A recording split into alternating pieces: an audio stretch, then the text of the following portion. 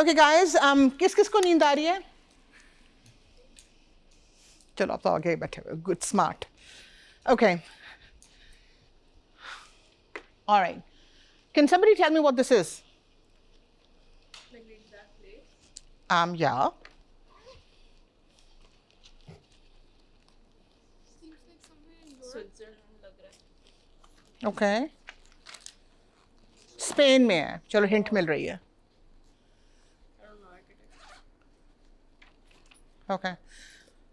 So this is Alhambra. This is the palace that the Muslim Empire in which was called Andalusia, which is the southern province of Spain. This is in a city called Granada. And the reason I have put this up is because today's lecture is on pain and pleasure. So this is Alhambra from inside. This is the famous. यार ये क्यों नहीं काम कर रहा? इसका वो नहीं आ रहा यार. जो उसका जो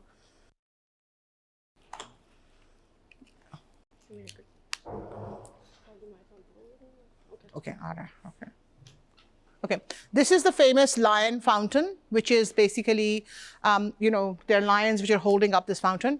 And these famous arches have been copied so many times, both in the West and the East. So it's architecturally this beautiful, beautiful, beautiful palace. These are the waterworks there. And Abdurrahman III, who lived from 891 to 961 AD, was the Caliph of Cordoba. And he was one of the most powerful men of his time. He enjoyed military and cultural achievements, as well as the earthly pleasures of his two harems. Towards the end of his life, after a reign of 50 years, he decided to count the exact number of days during which he had felt happy. Can somebody tell me how many days did he count? 0. Okay, that's 1. Anybody else? The equivalent of like 50. 50, okay, good. 50 साल वो बंदा बादशाह रहा है. Military, cultural achievements, 2 harems. Hello? मतलब, कोई इसके पास गम की वजह नहीं बनती. 0 और 50 बहुत low range नहीं है. I was thinking the equivalent of like 10 years. Okay, so I think that's a fair estimate. 10 years out of the 50 years that he was reigning. Okay, और कौन? तुक्का यार, बोल पड़ो. Below 50%. Below 50%. Okay, चलो good. 25 साल. Huh? 1/3 of his life. 1/3 of his life. 14. 14 days or years? 14 days. Oh. He counted as being happy in his 50 years of reign. Okay? 14 days, Putter. 3 days. So 14 days he was happy. So exploring Abdurrahman's experience, what can we confidently say that Abdurrahman's life did not lack? Huh? That too. Good one. Zainab ki CP mark karo. Okay. What else? Apart from sadness, what else did he not lack? He didn't say कि वो बाकी के दिन sad था. He was just not happy. I don't know. Okay. So what did he not lack? Money. हम mood की बात कर रहे हैं, right? Harems. Harems obviously did not lack those also. He didn't lack pleasure, right? There's nobody who can say that he did not have access to pleasure, right? So the fact that he had pleasure but only was happy for 14 days, what are the possible explanations for that? Abad. I mean, maybe he was analyzing them very, very scrupulously. Okay. He had to have been happy for the entire day. And at no point during the day could he have ever felt anything other than happiness, which is a little Okay. And the short name for that is? high expectations. Okay, fastidiousness is one explanation. Put the naam batao uncha. Malvish, and I think it tells us that feeling pleasure is not synonymous with Okay, that's one conclusion. Good job. Maybe. Naam putter. Shaheen. Uh-huh. Maybe for him, happiness was sort of relative. So like so when he was really happy and like very euphoric sort of, he considered that happy, but like a normal state of happiness he didn't. सो अब क्योंकि Abdurrahman को मरे हुए 10 centuries हो चुकी हैं, इसलिए हम उसको जिंदा करके तो नहीं पूछ सकते, but the things possible explanation is एक ये जो इबाद एक्सप्लेन कर रहा था कि ही वाज डिप्रेस्ड, राइट? जब आपको आम चीज़ खुशी ना दे तो उसको हम आम दिन बड़ा अच्छा है, आप दिन बड़ा देख के आपको लगता है हाय हाय फिर कितों आ गया है दिन, that's depression, right? The other explanation is जो यहाँ पर बच्ची बोली है, which is that happiness is not equal to pleasure, right? So how many people already knew that? अच्छा जी, आप पुत्र, the one with glasses in the back, you don't think happiness and pleasure are different? Or are you just joining us? You can have everything in the world and that can bring you pleasure, but you can't associate that with like being content or happy. Okay, all right. So is there anybody in the class who thinks that pleasure and happiness are the same? Because it would be good to have. Amina, bolein janab. How do you think they're the same? Personally, my interpretation is that happiness or pleasure leads to happiness, so they are interlinked. So in my head, they're the same. If you're happy, if you're experiencing pleasure, you should be happy. Okay. So does somebody want to take this argument further?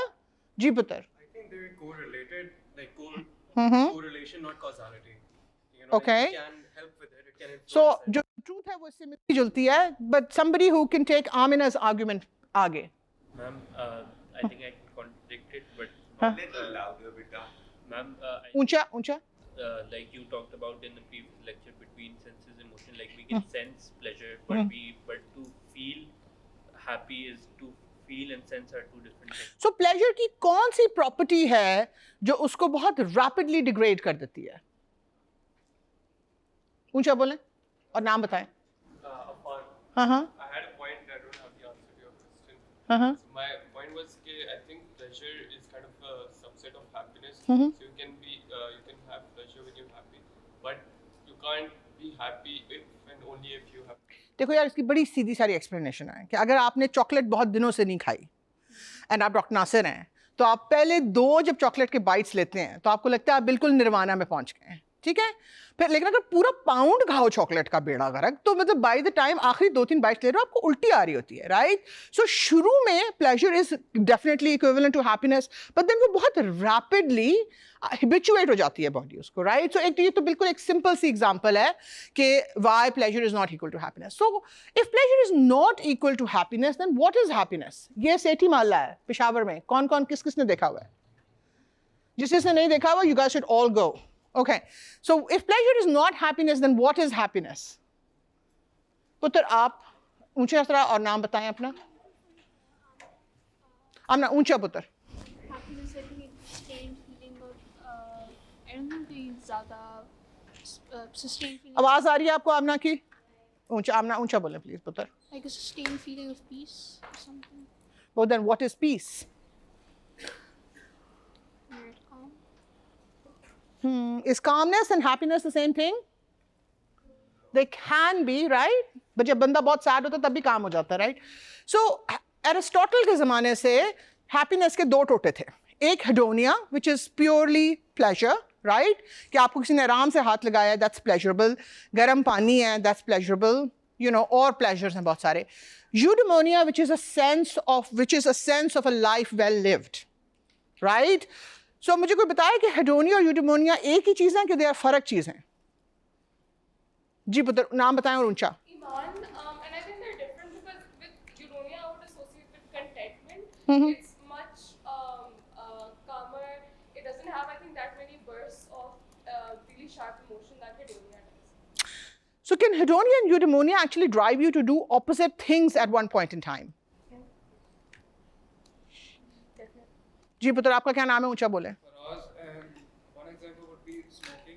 Okay. And if you see it in the sense of hedonia, you would do it like every day. मतलब smoking करोगे मतलब आप short term जो pleasure है आप उससे associate करोगे. और eudaimonia में आप देखोगे यार मुझे इससे कैंसर हो सकता है in the long term through a life. Okay. So what if आपका जो pleasure है वो जायज़ चीज़ है? मतलब smoking तो sort of नाजायज़ है ना? मतलब किसी को भी जिसमें थोड़ी सी भी 2 मीटर भी अकल है उसको smoke नहीं करना चाहिए. What if मतलब what if मैंने चॉकलेट केक मेरे सामने पड़ा हुआ है और मैं कोई बहुत ज़्यादा पोर्शन भी नहीं खा रही, बट मैंने अगले दिन सुबह भागना है and I want to run well, right? So मैं उस hedonia को अगर give up करूँ तो only then can I get the sense of जो एक मुझे एक feeling of achievement आएगी कि मैंने 4 मील भाग लिया है, right? So वो आपको contradict करती हैं. जी पुत्र. Alina, I was thinking hedonia and eudaimonia can be different. Hedonia is the same for everyone and eudaimonia can be different for everyone. So like you mentioned, we have some innate feelings, like the feeling of relaxation, everyone feels it. But eudaimonia a life well lived can be different. So she has a point, but is hedonia the same for everybody? No.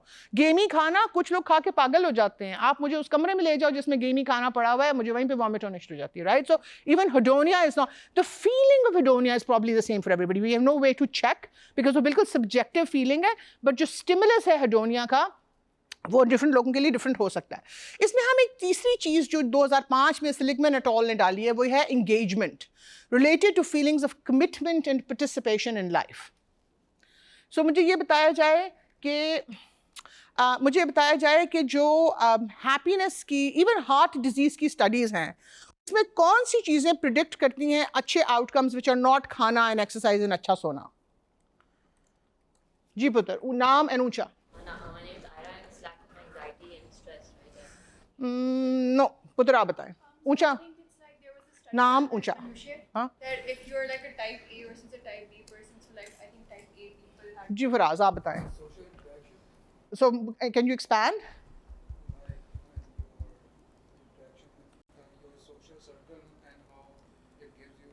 So आप लाहौर में दाता साहब रहते हो और इकट्ठे अकेले बैठे रहते हो. Is that social connection? You have to interact. So it's actually the social network around you. Okay? So इसकी न्यूयॉर्क में बड़ी अमेजिंग स्टडी हुई थी. There are 2 villages, एक जिसमें जर्मनी से इमिग्रेंट्स आके जो सारे एक दूसरे को जानते थे वो सेटल हुए हैं, और दूसरा जो है so they are close by these 2 towns, और दूसरा जो है वहाँ पे हर जगह से लोग इमिग्रेंट्स आके सेटल हुए हैं. और वो एक जितना गंदा खाना खाते हैं बिल्कुल जिस तरह अपस्टेट न्यूयॉर्क में इतनी ठंड होती है मोस्ट ऑफ द टाइम कि आप वैसे ही बाहर नहीं निकलते. बट जो हार्ट डिजीज़ के इंसिडेंसेस हैं वो दोनों शहरों में बहुत फ़र्क हैं. And we believe the big differential is a fact कि वो सारे जो जर्मनी से एक शहर से लोग इमिग्रेट करके आए हुए हैं उनके कुछ 400-500 साल पुराने एक दूसरे के साथ कनेक्शन है. सो सोशल कनेक्शन जो कि इतनी सॉर्ट ऑफ लाइक यूफेमिस्टिक चीज़ है उसके रियल जो है लाइफ हेल्थ कॉन्सिक्वेंसेस हैं. जी पुत्र. Can't we just view engagement as being like a subset of hedonia and eudaimonia? Like for example with these people as well, कि अगर उनके social connection वगैरह था, maybe those things just made them happier, maybe those things just resulted them in having less stress, etc. And like on the contrary, maybe there could be somebody who gets like more peace and more happiness by just living in solitude in the mountains or something, maybe with his like small family. So right, so जो Japan में लोग क्या कहते हैं उन बच्चों को जो जापान में बिल्कुल बाहर नहीं निकलते? There's a whole category of people. नहीं, there's a Japanese name for them. यार मुझे नहीं याद आ रहा. कोई लोग आप जी पुत्र. नहीं. No. What are they called? अच्छा, somebody look that up. कोई गूगल करके मुझे बताए. So those kids obviously उनको hedonia नहीं मिलता by interaction with each other. Do they live long productive lives? They do not. So even for people who want to be left alone, human beings we are social animals. So even those of us जो introverted हैं, जिनको के बात करने में मुश्किल पड़ती है, the thing that actually improves our health outcomes, मेरा एक पेशेंट था जिसका बिल्कुल लिवर ख़राब हो रहा था. वो बेतहाशा अल्कोहल पीता था. मैंने उसको कहा कि अगर आप इस तरह से अल्कोहल पीते रहे तो आप अगले 6 महीने में मर जाएंगे. एंड सर अगर मैं आज अल्कोहल पीना शुरू कर दूँ तो मैं कल मर जाऊँगा. तो I was a very young very rash attending. उस वक्त मैंने कहा चल फिर तू पींदा रहे. So basically there are people जो कि who would choose death over having to wanting to talk to somebody, but that's a very small, very separate problem. ठीक है? Most of us feel hikikomori. So hikikomoris are people who withdraw from the world. They live in urban environments. We think they're interconnected to people on the internet, but वो सिर्फ रात को आते हैं. And it's an actual phenomenon. So anybody who's interested in that should look that up. So is a life dedicated to hedonism a good life? Vajee? Okay, tell me why. Because then obviously you'd be it would be a short-term engagement with pleasure, not like a long-term. So जब आप hedonia को maximize करते हो तो eudaimonia अक्सर जो है वो नीचे चला जाता है, right? So मुझे कोई बच्चा बताए अपनी ज़िंदगी में से एग्जाम्पल जो कि आपने हेडोनिया और यूडेमोनिया को बैलेंस किया हो. I want an example from your own life, not something that you've read. पुत्र आप बताएं, आपका क्या नाम है और ऊंचा? हाँ. Okay, that's fine. आप दोनों बोल चुके हो. जी पुत्र आप बताओ. आपका नाम इब्राहिम है, right? ऊंचा. Was like you're studying for exams, you get tired. Getting good grades at the long term would make you happy. But over the course of the day, you get burnt out. So merely what I would do to refresh myself, मैं video games कभी खेल. So instant gratification एक जगह से आ गई थी. But long term goals पे भी. Okay. So example सही है, but basically hedonia would dictate के सो जाओ, right? And eudaimonia is saying नहीं उठ के पढ़ो. So that's how you balance them, right? Okay. So is there correlation between happiness and pleasure? So basically these are studies. So remember there are people who say कि अगर जो psychology है वो subcontinent में लिखी जाती बजाय जर्मनी में, right? फ्रॉयड और यूंग ने लिखी है basically जो हम modern psychology पढ़ते हैं, तो it would be a different science. And I think there is truth in that between the global north and the global south. So global north जो वो लोग, so this is not geographic global north and global south. Global north is our societies जो कि individual के ऊपर बहुत सारा emphasis देते हैं, and global south is वो लोग जो family और collective happiness को ज़्यादा emphasis देते हैं. So I think psychology is slightly different in the global north and global south. But so this is data from the US. So in happiness surveys, over 80% of people rate their overall eudaimonia or satisfaction in life as pretty to very happy, and comparably 80% also rate their current mood as positive. So we think there's correlation between pleasure and happiness. A lucky few may even consistently live around a hedonic point of 8, although excessively higher hedonic scores actually impede attainment of life success as by wealth, education or political participation. So basically अगर आप बहुत ज़्यादा खुश हैं तो फिर आप mania वाली side पे चले जाते हैं, and वो आपकी उससे भी eudaimonia जो है वो आपका reduce होना शुरू हो जाता है. So इससे हम क्या नतीजा निकाल सकते हैं कि ability to experience pleasure is necessary but not sufficient for happiness. So जब depression में आपकी ability to experience pleasure बिल्कुल खत्म हो जाती है तो उसके बगैर happiness possible नहीं है. But just because you have access to pleasurable things does not mean कि आप happy होगे. Is that clear to everybody? Okay, all right. Okay, so happiness is perhaps elimination of negative pain and displeasure to free an individual to pursue engagement and meaning. These are now competitive theories of happiness. Happiness, I have lately discovered, is no positive feeling, but a negative condition of freedom from a number of restrictive sensations, of which our organism usually seems the seat. When they're wiped out, the clearness and the cleanness of the contrast is happiness. That's why anesthetics make us so happy, but don't you take to drink on that account. Right? So this is not something जो कि सिर्फ waste में सोचा जाता है. जो हाथा योगा है, जो फिजिकल योगा है, उसको अगर आप जाकर पतंजलि के जो टेक्स्ट्स हैं वो पढ़ो तो वो ये कहता है कि हाथा योगा सिर्फ इसलिए की जाती है कि when you sit in meditation, your body doesn't talk back. कि जब आप लोटस पोजीशन में बैठो तो आपका ये नहीं कि गोडा भी अलहदा से दर्द कर रहा है और जो है गिट्टा अलहदा से दर्द कर रहा है. You should be able to sit for whatever period of time in meditation without your body protesting. Okay? So if happiness is hard to capture, अगर हमसे decide नहीं हो रहा कि happiness क्या है, तो is pleasure easier to define? So what is pleasure? जी पुत्र, नाम और ऊंचा.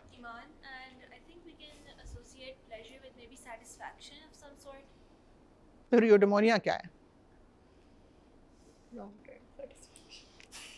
जी पुत्र, नाम और ऊंचा.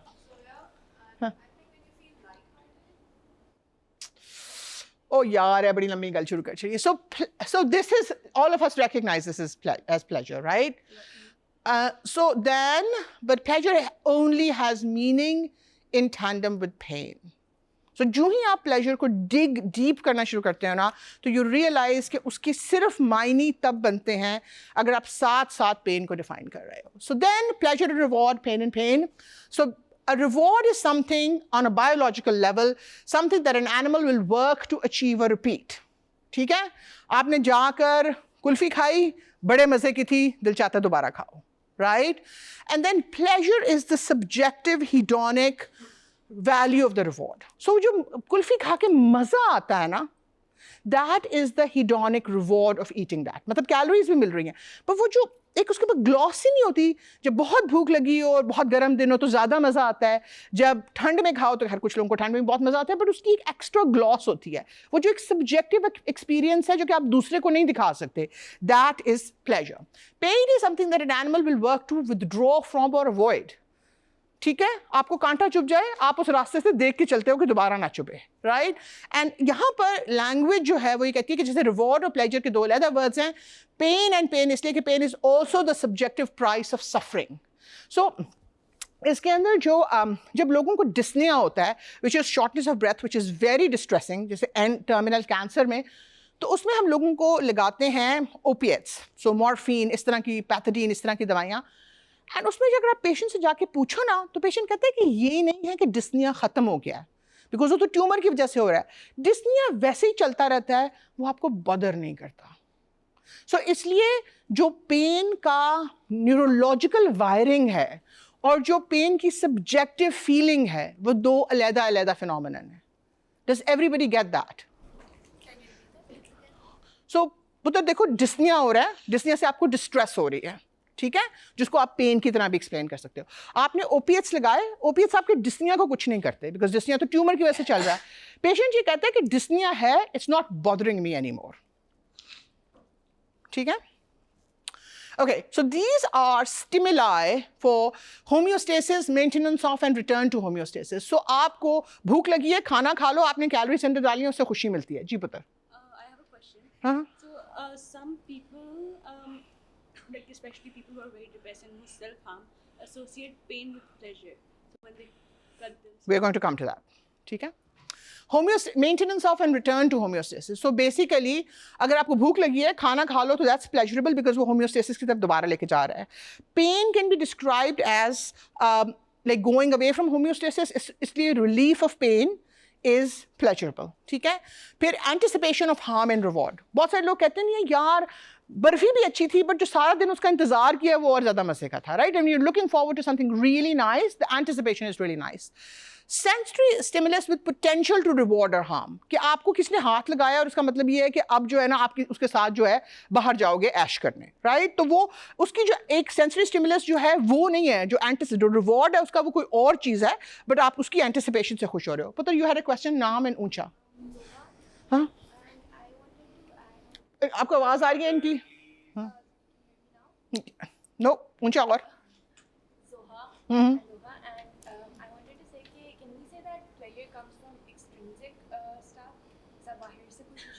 नहीं, ये देखो, memory of a previous experience. खुद अपने एक्सपीरियंस में देखो ना, आपको एक बात जो बड़े मजे की थी वो याद करके भी प्लेजर मिलता है, राइट। आपको नया थॉट एक्सपेरिमेंट करके भी प्लेजर मिल सकता है, राइट। और फिर ये स्टिमुलस की प्रॉपर्टीज़ हैं, वही चीज़ जो लो इंटेंसिटी पे प्लेजरेबल होती है, लाइक म्यूजिक, उसको बहुत ज़ोर का ऊंचा करो तो एक पॉइंट पर जाकर वो पेनफुल होना शुरू हो जाता है, राइट। सो ये सारे जो हैं ये प्लेजर और पेन के स्टिमुलाई हैं, ठीक है। These are all the categories. So ज़रूरी नहीं है कि बाहर से सेंसरी चीज़ आए तो वो प्लेजर या पेनफुल हो, आपको मेमोरी में से भी चीज़ें निकाल के प्लेजर या पेन दे सकती हैं। Okay, so utility of pain and pleasure. The reward value of a stimulus increases with effectiveness of that stimulus in restoring body equilibrium, homeostasis, right? जितनी ज़्यादा thirst होती है, उतना पानी पीना ज़्यादा rewarding होता है, right? जितनी ज़्यादा भूख लगी हो, उस वक्त जब बहुत ज़ोर की भूख लगी हो, तो चाहे जो चीज़ आपको इतनी अच्छी नहीं भी लगती, वो भी अच्छी लगती है, because you know आपको बहुत ज़ोर की भूख लगी है। Eating when hungry is extra pleasurable because you're restoring energy state of the body. Pain is deviation away from homeostasis, so relief of pain is pleasurable. Pleasure seeking and pain avoidance generally increase our chances of survival, but it is easy to envisage scenarios in which the two motivations are in competition. कौन देगा example मुझे इसकी? जी पुत्र, ऊंचा और नाम। Shahid, eating spicy food. Okay. Because that gives us pleasure, but it is causing some sort of pain. आप क्या सही रहे हो, लेकिन we are talking about something else here. जी पुत्र। I was thinking of exercise. Uh-huh. You get endorphins and you feel better and all, but at the same time, it's really a pain to go through because you're really exerting your body. Okay. So पुत्र देखो, जब आप exam के लिए जाग रहे हो ना, राइट, तो उस वक्त that's not pleasurable. Pleasure seeking thing would be के सो जाओ, बट अगर आप उस पेन को उस वक्त अवॉइड करोगे तो देन फिर जब फेल होगे, अल्लाह ना करे, तो फिर उस वक्त बहुत जोर का दुख होएगा, राइट? सो दैट आपके और chances of survival in society आपके उससे कम हो जाएंगे। जी पुत्र, etch scratch is a completely different, आप आके मेरे से ऑफलाइन बात करो। एक्जिमा है मुझे, तो मैं बहुत खारिश करता हूं, लेकिन उसके बाद बहुत दर्द होता है। या सो etch is its own class, आपको पता है ना, सो कम टॉक टू मी बाद में, ओके? सो एग्जाम्पल्स हमने बात कर ली। So how do we resolve these conflicts? Humanity ने कौन से इंस्टीट्यूशंस डेवलप किए हैं इन डिलेमास को डील करने के लिए? जी पुत्र, ऊंचा।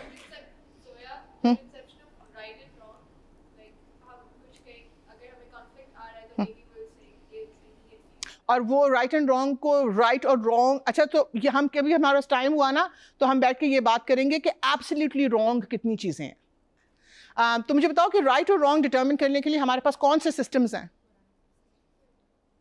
उनको क्या कहते हैं? Moral code. और मॉरल कोड्स का क्या नाम होता है आमतौर पर?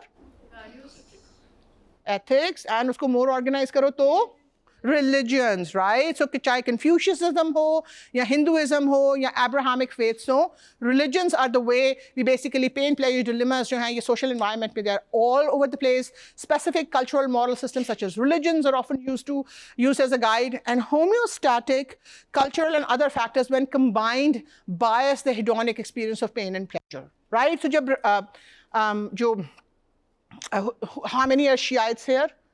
कभी आपने जो जुलजना का जो जुलूस होता है उसमें जो लोग अपने आप को छोटी छोटी छुरियों से मार रहे होते हैं, अगर आप उनसे जाके एक्चुअली उस एक्सपीरियंस के बारे में पूछो तो दिल से actually it's not painful.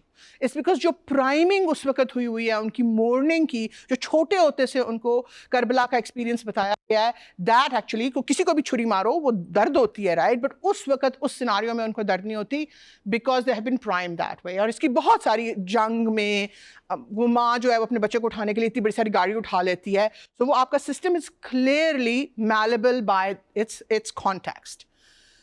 Okay, so the thing that you want to understand are that pleasure and pain are both constructs loosely connected to current, past or future stimuli. So आजकल जो हम पाकिस्तान में सारे इतने सैड हैं वो इसलिए कि अभी मतलब सैडनेस अभी हमने डिफ़ॉल्ट किया तो नहीं है, बट उसको जो उसका जो हवरिंग वो जो वटेवर है वो हम सबको लाइक एटलीस्ट मुझे तो अगर मैं रात के 3 बजे उठूँ तो मुझे होता है अब क्या होगा, यू नो। सो दैट आपका अभी स्टिमुलस आया नहीं है, उसकी एंटिसिपेशन जो है वो आपको उसमें आपको तकलीफ देनी शुरू कर देती है। So are they constructs that just humans have dreamed up? Humanity के अलावा भी और कोई भी करता है? पुत्र आप बताएं, जो बिल्कुल पीछे बैठी हुई, अपना नाम बताएं और ऊंचा बोलें। हाँ आमना, आपको आवाज आ रही है? पुत्र ऊंचा बोलें।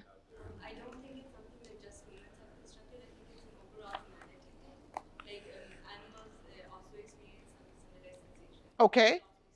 Okay. Who agrees and who doesn't agree? Who agrees? Who doesn't agree? Okay, good.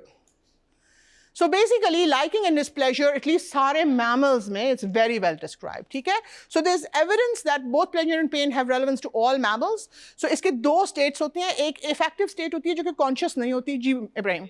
These pleasure and pain, are they measurable in our brain? Like अगर हम fMRI करें तो will we see regions light up more as you increase the intensity? बता रहे हैं अभी। Anybody else? Question? ऊंचा बताओ सबको कि क्या बात कर रहे हो।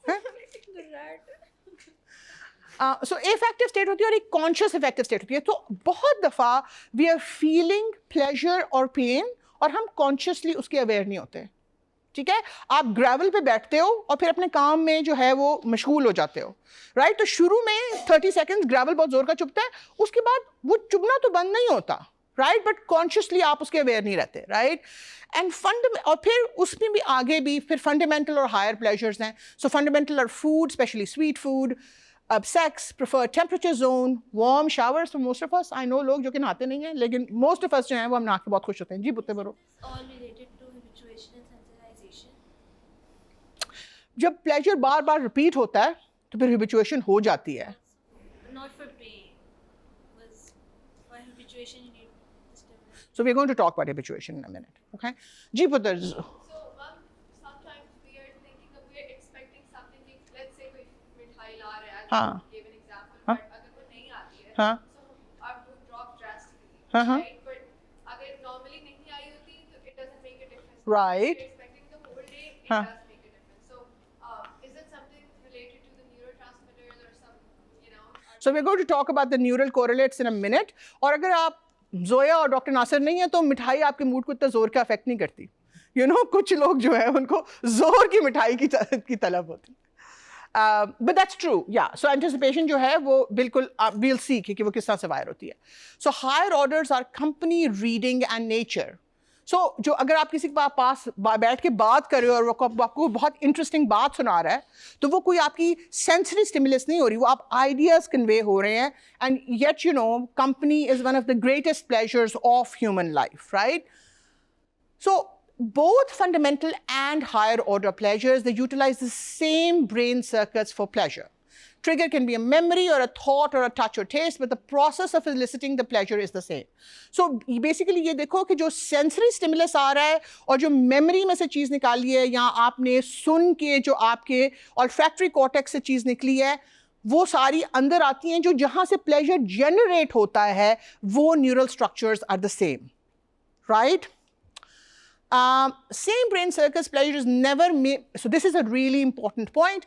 Same brain circuits, pleasure is never merely a sensation or a thought, but instead an additional hedonic gloss generated by the brain via dedicated systems. So ये देखो मीठा खाना जो होता है ना वो मीठा होता है. I think सबको मीठा sort of अगर बर्फी सब लोग खा रहे हैं तो उसका sensory experience शायद एक जैसा है.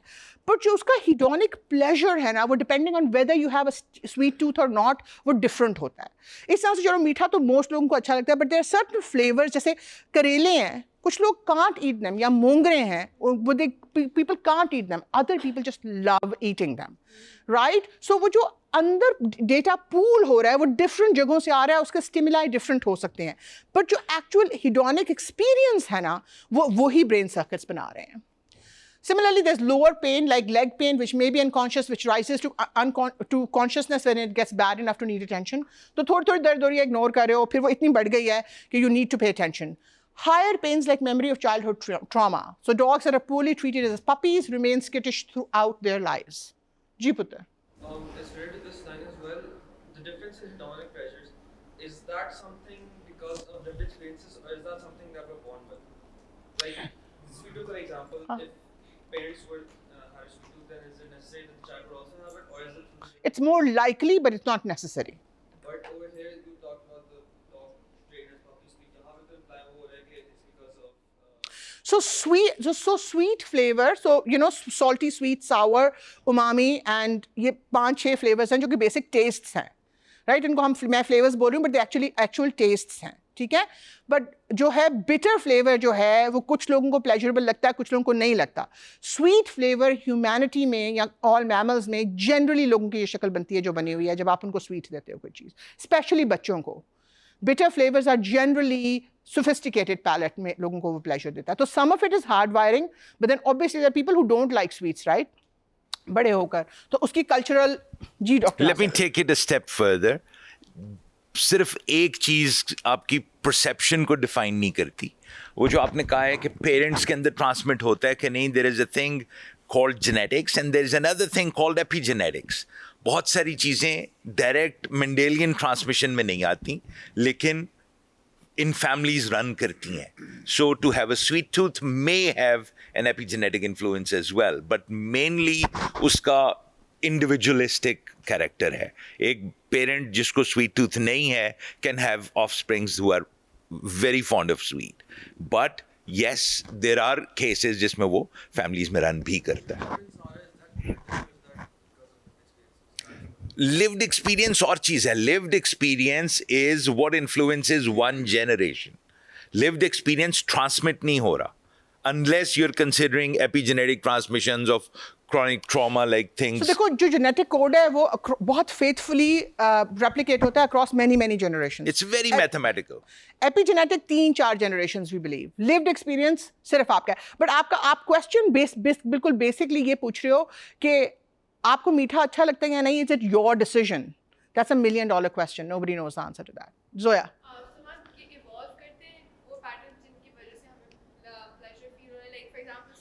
हमें बचपन में एग्जैक्टली या सो देखो, जो प्लेजर को जो आपको एक्सपीरियंस दे रहा है ना, वो चीज़ नहीं बदलती, उसको कौन सी चीज़ें ड्राइव करती हैं वो बिल्कुल over the course of a life time बदल जाती हैं. ठीक है, okay. So suffering is never just pain or memory of pain. There's an extra edge on it which tarnishes the shine on that day. So अगर देखो ना, एक बंदा होता है, उसको एक बंदे को जोर की चपेट पड़ी थी, बट उसके साथ और कोई एक्स्ट्रा मतलब इमोशनल ट्रॉमा नहीं हुआ, तो वो चपेट की दर्द तो चली जाती है ना, फिर जब आप उसको रिकॉल करते हो तो उसका कोई वो एक्स्ट्रा एज नहीं होता जो उसको पेनफुल बनाता है.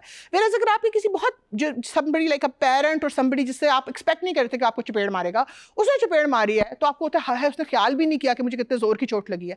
वो ट्रॉमा जो है, वो जो एक्स्ट्रा एज है उसके ऊपर, दैट इज जिस तरह उसकी हिडोनिक ग्लेज है ना, उस तरह उसकी वो पेन का भी एक हार्ड एज है. So pain and pleasure use very similar brain circuitry and modulate each other, right? So the question is how. So देखो, ये चीज़ें हैं sensory input and knowledge of impending threats, sensory input and knowledge of possible rewards, subjective interpretation of a sensory event में also what is affecting is information about the homeostatic condition and memory bank. ये जो सारी चीज़ें हैं ना, ये सिर्फ ये नहीं होता कि रिमेंबर, हम बार बार कह रहे हैं कि ब्रेन इज़ अ सिमुलेटर. सो अभी वो रिवॉर्ड आया नहीं है, बट आपको स्टिमुलस आ रहा है कि रिवॉर्ड, अभी क्रिकेट मैच खत्म नहीं हुआ होता, लग रहा होता है कि पाकिस्तान जीत जाएगा, राइट? तो कितनी खुशी होती है, राइट? तो उसका that is what we are talking about. So basically अगर इसका आप सिंप्लीफाइड सा स्कीमा बनाओ, तो जब पेन होती है और उसके साथ एक रिवॉर्ड जो है वो एंटिसिपेटेड होता है, तो वो पेन छोटी हो जाती है. And we will show you actually how this is like, ये नहीं है कि हवा में से हो जाता है, इसका एक्चुअली बायोलॉजिकल मैकेनिज्म है that we will talk about. और इसी तरह से पेन और प्लेजर, और अगर आपके जो हैं म्यू ओपियोइड रिसेप्टर्स एंटेगनिस्ट हों, यानी कि जो कि प्लेजर को, ये वाले रिसेप्टर्स जो हैं ये मॉड्यूलेट करते हैं, अगर ये जो हैं आपने इन रिसेप्टर्स को बंद कर दिया है, तो जो फिर पेन जो है ना, वो जितनी होती है उससे ज़्यादा बड़ी हो जाती है, राइट? तो जो आपने सारा दिन एंटिसिपेशन की थी और फिर बर्फ़ी नहीं आई और फिर अम्मी ने डांट भी दिया, तो फिर मम्मी की डांट बहुत ज़ोर की जाके लगती है, राइट? इसी तरह से प्लेजर के साथ भी अगर उसके साथ कोई पेन एंटिसिपेटेड हो, राइट, तो वो प्लेजर छोटा हो जाता है. एंड सिमिलरली अगर आप वो रिसेप्टर ब्लॉक कर दो, तो जो प्लेजर जो है, so the very good example of this is this runner who's a long distance semi professional level पर मैसाचुसेट्स में, दिस वेरी सक्सेसफुल रनर जिसकी के she always ran, she was never a very good runner, और फिर उसके बाद ये हुआ कि उसकी शॉर्ट टर्म मेमोरी ख़त्म हो गई, एंड शॉर्ट टर्म मेमोरी के बाद she became a regional level पर champion. And the thought is that because उसको अपनी पिछली रन का ट्रॉमा याद नहीं रहता, she doesn't bring that baggage to the next race, right? बार बार योगा में कहा जाता है कि do this as if this is the last time you are doing this exercise, because हम उसमें कि अच्छा बाद में दर्द कितनी होगी उसमें होल्ड बैक करते हैं. जी पुत्र. जो नीचे वाला हिस्सा है for pain and pleasure both, हम्म जो नीचे वाला है pain का वो बड़ा layer remains the same. मुझे वो pleasure वाला aspect समझ नहीं आया कि वो pleasure का receptor block हो जाता है.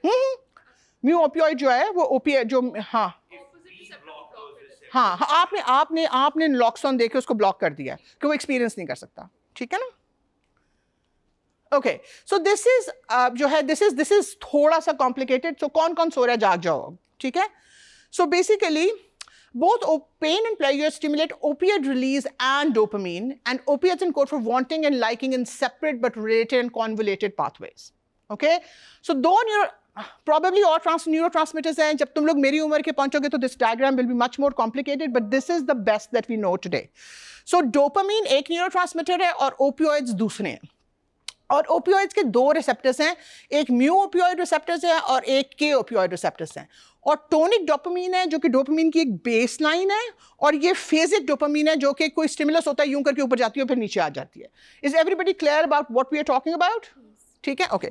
सो जब आपका म्यू ओपियोइड रिसेप्टर इंगेज होता है तो आपकी मोटिवेशन भी बढ़ती है, आपको हिडोनिया भी होता है, और एक्यूट पेन इंडोजिनस ओपियोइड्स बनाती है जो कि म्यू ओपियोइड्स के साथ जाके लगते हैं.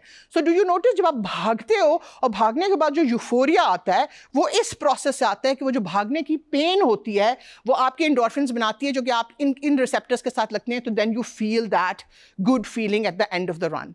और जो एनर्जी जो है ये एक्चुअली अगर आपका सेरोटोनिन आराम से बन रही हो तो एक्चुअली ये म्यू ओपियोइड्स के साथ जब ओपिएट्स लगते हैं तो एनाल्जेसिया होता है. अगर आपका so basically when you are depressed, जब आपका सेरोटोनिन नीचे गया होता है तो फिर आपको ये वाला जो आपका पाथवे ये ब्लॉक हो जाता है, ठीक है।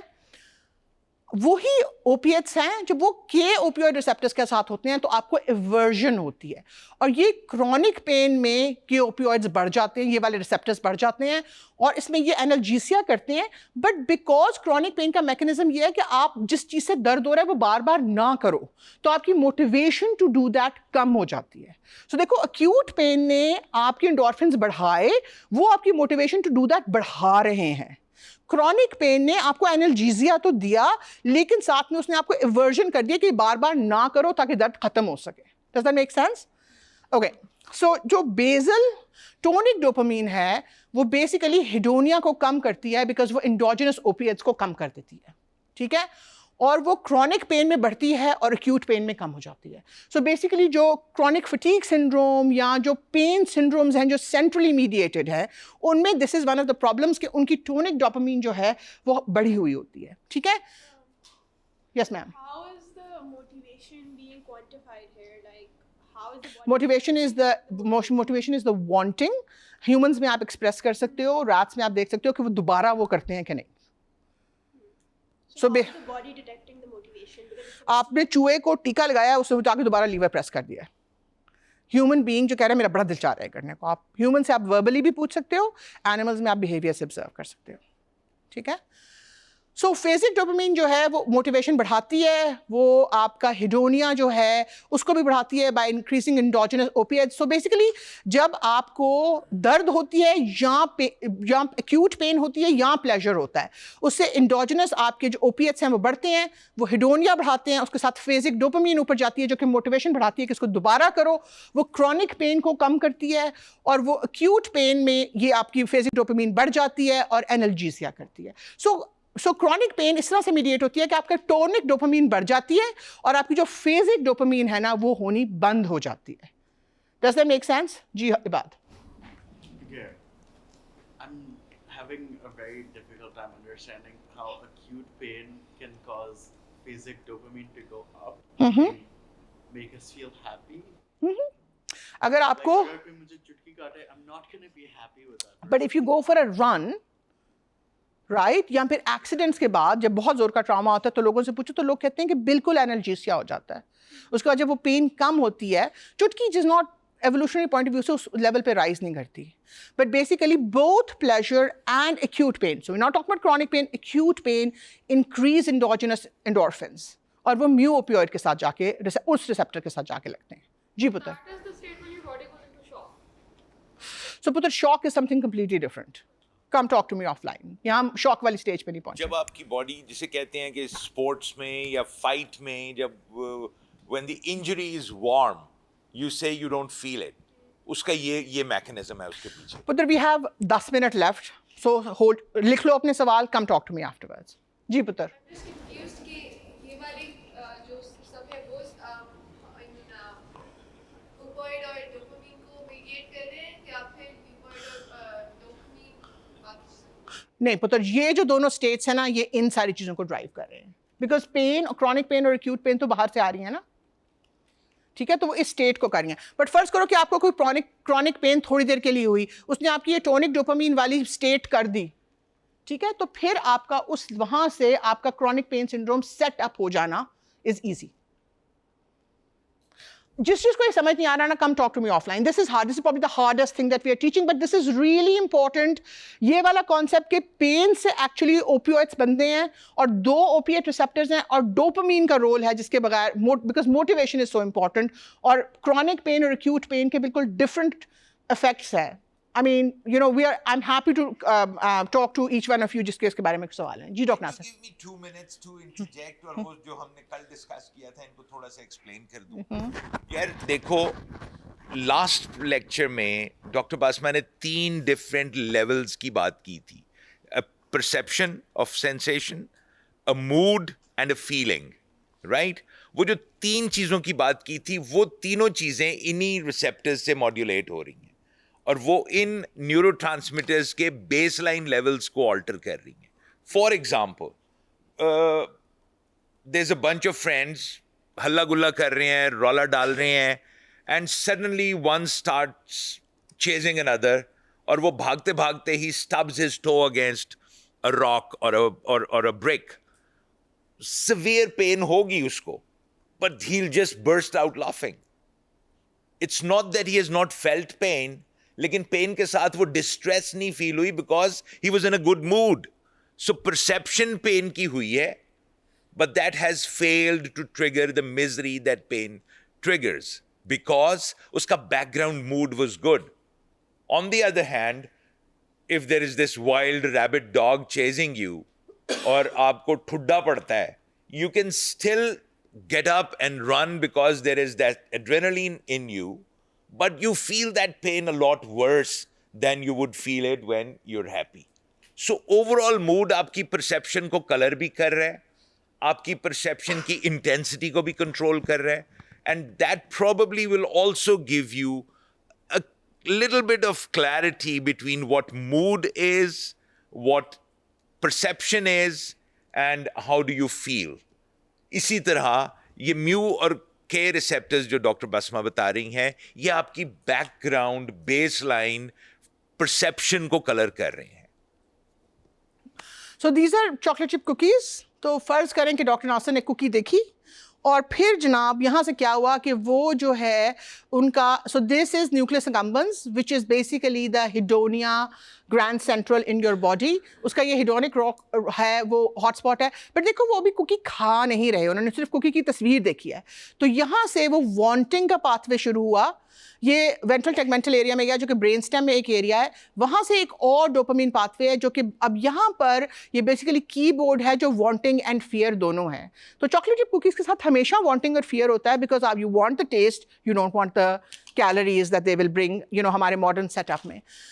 यहाँ पर देखो एमिग्डाला जिसको कि हम यूजुअली फियर के साथ एसोसिएट करते हैं, उसके अंदर भी एक वांटिंग का सिस्टम है. वो लैटरल हाइपोथैलेमस में जाता है जहाँ से कि ओरेक्सिन निकलती है और ये वेंट्रल पैलेडम में एक हेडोनिक हॉटस्पॉट है, उसको लाइट अप करता है और वो जाके इस अगले वाले हेडोनिक लाइट हॉटस्पॉट को लाइट अप करता है. तो उसमें इंटेंस आपको उसमें से खुशी होती है, right.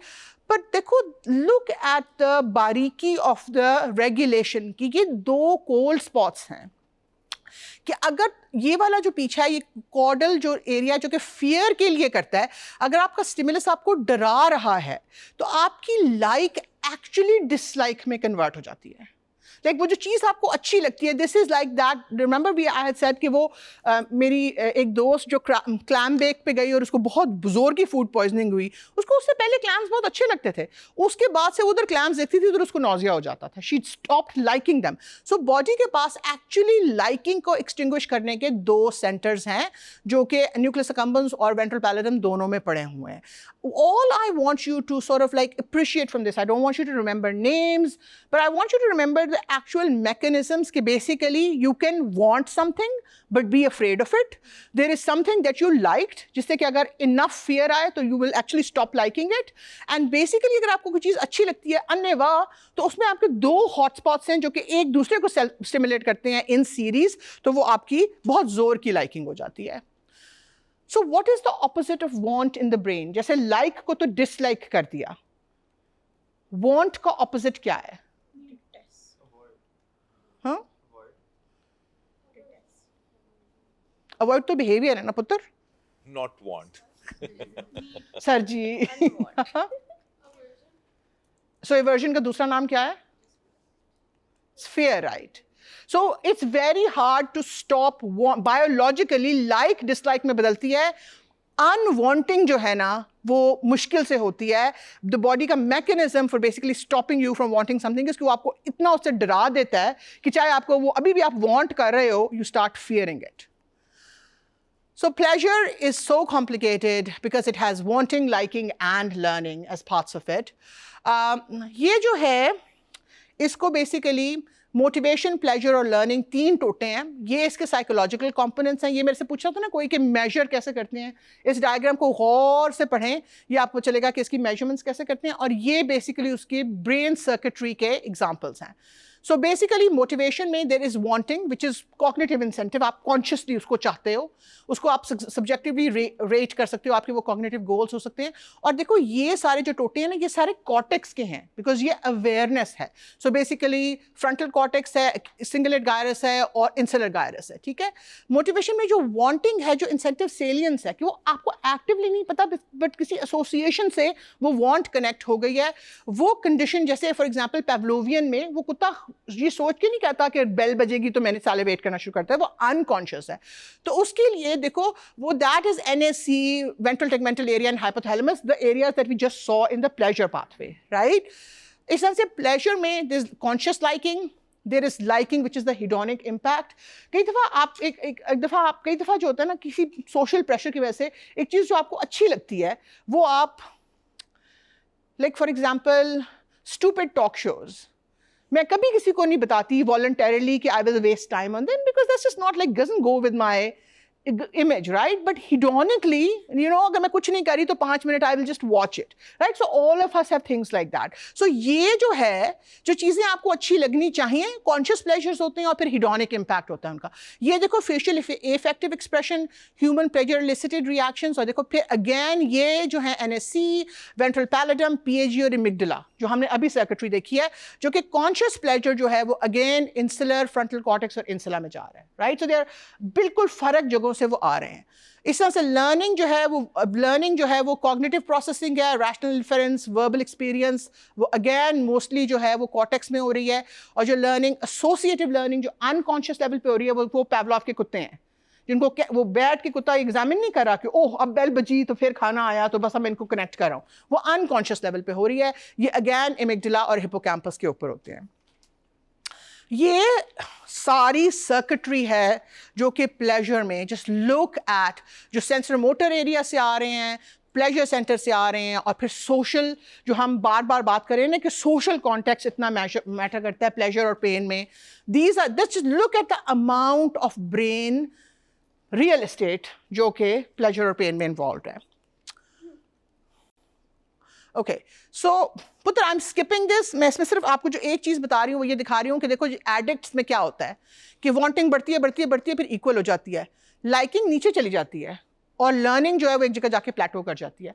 So this is why a lot of people who smoke और use cocaine, they will come tell you that they no longer get any pleasure from their habit, but they can't stop wanting it.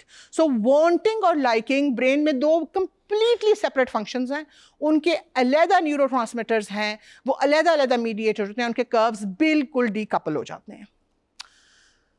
Pain. So in its purest form, pain is information about tissue damage with the goal to withdraw in present and avoid in future. However, देखो होता ये है कि फ़र्ज़ करो, in reality different emotional, behavioral and pathological states affect the transmission and processing of pain. Intense stress and fear are associated with decreased responsiveness to noxious stimuli that reflect a shift towards descending inhibition. So अगर आपके पीछे कुत्ता लगा हुआ है और आपने छलांग मारी है और आपका पाँव वहाँ पे जाके स्टब हो गया है, आपको दर्द हुई है, but you continue to run because otherwise कुत्ता आके काट लेगा, right? By contrast, inflammation and nerve injury and sickness and chronic opiate administration are associated with hyperalgesia that in part reflect a shift towards descending facilitation. So basically जब आपको दर्द बहुत बार होती है तो फिर वो nerve fibers facilitate हो जाते हैं. And आप ये देखो कि यहाँ से ये dorsolateral funiculus है जो actually आके यहाँ पर जो है वो पेन के सिग्नल को ऊपर ही नहीं जाने देता. So it's not that कि आप पेन परसीव नहीं करते, but you euphemistically वो कहीं पे है, you can actually record it. वो जो सिग्नल ऊपर जा रहा है वो यहाँ ब्लॉक होता है, यहाँ स्टिमुलेट होता है. जब आप मॉर्फिन खाते हो तो मॉर्फिन खाने से वो मॉर्फिन ऊपर जाके असर करती है, बट जो पेन है वो यहीं पर रुक जाती है. ठीक है? These are basically all the common areas जहाँ पेन एंड प्लेजर दोनों इकट्ठे कोड होते हैं. And the point of this is कि basically उनकी अलग-अलग कोई existence नहीं है, वो दोनों एक दूसरे को color करते हैं, and therefore nature has placed mankind under the governance of two sovereign masters, pain and pleasure. ये सारे इसके disorders हैं, drug addictions, learning for a depressed person. आप लोगों को अंदाज़ा हो गया होगा कि कितनी ज़्यादा मुश्किल है. यार देना शुरू करो. प्लेसिबो में analgesia which is pain relief is placebo. अगर आपको कहा जाए कि इससे दर्द कम हो जाएगी तो एक्चुअली दर्द कम होती है, और अगर आपको बगैर कहे आपको सिर्फ टीका लगा दिया जाए तो उससे कोई फ़र्क नहीं पड़ता. हाइपरएल्जीसियाज हैं जिसमें chronic pain syndrome, for example fibromyalgia आता है. Depression is not enough pleasure, anxiety is too much fear. So I want to leave you all with this question, why is pain painful and pleasure pleasurable? Right? क्योंकि कुछ जो painful चीज़ें, like हमने ये तो कह दिया कि मीठा कुछ लोगों को ज़्यादा प्लेजर देता है, कुछ लोगों को कम देता है, बट कुछ चीज़ें जब हम सेडोमैसोचिज्म पढ़ते हैं तो कुछ चीज़ें जो प्लेनली पेनफुल हैं, यानी कि आपको चपेड़ मारो तो दर्द होती है, बट अगला बंदा उसको एज प्लेजर एज प्लेजरेबल उसको परसीव करता है. सो पेन और प्लेजर असल में क्या है? Does anybody have an answer to that? Okay, time नहीं है, अदरवाइज मैंने तुम लोगों को टॉर्चर करना था. Basically we don't know. जिस तरह हमें ये नहीं पता ना कि कॉन्शियसनेस कहाँ पे कोड होती है, वो जो हीरोनिक एक्सपीरियंस है ना, या जो पेन का एक्चुअल सब्जेक्टिव एक्सपीरियंस है, not only do we not know कि वो कैसे प्रोड्यूस होता है, we do not even have a theory for that. Right? So we don't know why pain is distressing and pleasure is pleasurable. वो stimulus से decide नहीं होते, because stimulus जो हमें painful लगता है वो किसी और के लिए pleasurable हो सकता है, and vice versa. So this is जो तुम लोगों में से जिन लोगों ने न्यूरोसाइंस आगे करनी है उनके लिए this is a really good area. 600 साल से हमने अभी तक एक theory भी नहीं बनाई. Inshallah, one of us will actually go ahead and do that. All right.